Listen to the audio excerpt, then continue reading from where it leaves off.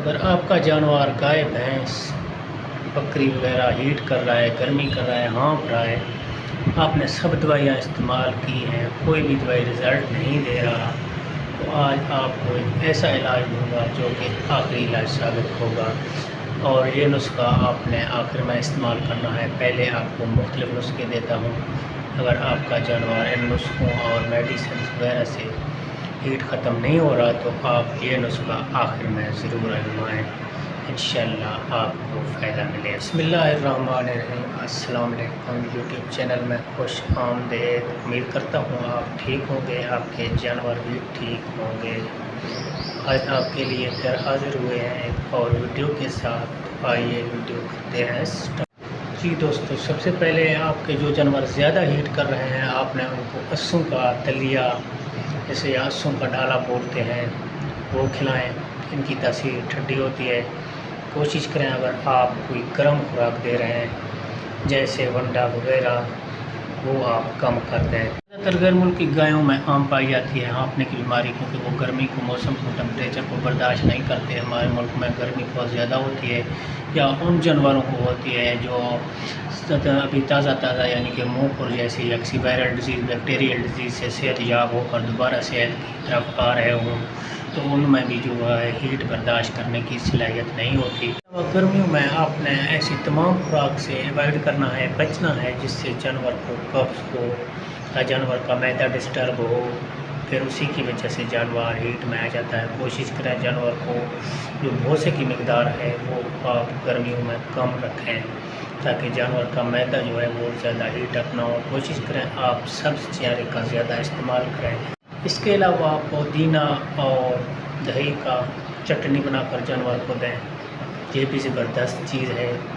آپ اس کو لسی میں بھی دے سکتے ہیں جانور کو، پودینہ کوٹ کر اس کا چٹنی بنا کر جانور کو دیں، یہ بھی گرمیوں کے لیے بہت زبردست ہے۔ آپ خود بھی استعمال کر سکتے ہیں، یہ پورے جسم کو آپ کا ٹھنڈا کر دے گا۔ اس کے علاوہ دیسی نسخوں میں ایک ہی بہت ہی زبردست چیز ہے، اس کے بہت سے فائدے بھی ہیں، وہ ہے تکم بلنگا۔ وہ بھی آپ جانوروں کو دے سکتے ہیں۔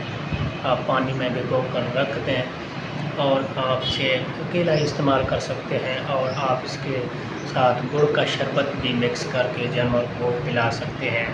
اس سے جانور کی دودھ میں اضافہ ہوگا، اور اس سے اگر جانور کو کوئی پرانا بخار جیسا کہ ہو، اس کو بھی فائدہ دیتا ہے، اور جانور کی قوت مدافعت کو مضبوط کرتا ہے، اور جانور صحت و تندرست اور توانا ہوگا۔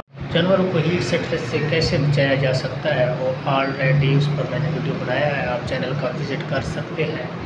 اس لیے دوبارہ بھی چند چیزیں آپ کو بتاتا چلوں کہ آپ نے جو پانی ہے جانور کو صاف ٹھنڈا 3 دفعہ 4 دفعہ دن میں ضرور دیں، بلکہ آپ پانی رکھ دیں جانوروں کے آگے، جتنا جانور مرضی پئیں، اور کوشش کریں اگر آپ کے جانور یا دیہاتی ایریا میں آپ چرائی کے لیے بھیجتے ہیں تو صبح آپ 10 بجے ان کو واپس لے آئیں، اور شام 4 بجے کے بعد نکالیں، تاکہ آپ کے جانور صحت مند رہ سکیں۔ اس کے علاوہ آپ جانور کو گلوکوز پلائیں، دودھ میں مکس کر کے بھی دے سکتے ہیں، آپ پانی میں بھی مکس کر کے دے سکتے ہیں گلوکوز۔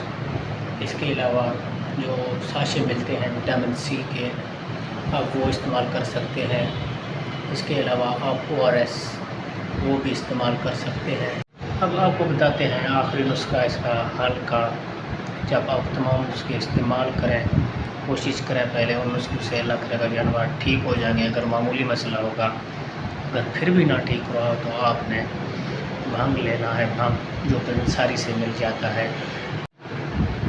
آپ نے 50-50 گرام بھنگ کے پتے لے کر ان کو کوٹ کر گائے کو پلائیں، انشاءاللہ ایک ہی یا دوسرے ڈوز سے ہی جانور کا جو ہیٹ ہے وہ بالکل ختم ہو جائے گا۔ تب تک دیجیے اجازت، تو میں رکھیے گا یاد۔ خدا حافظ۔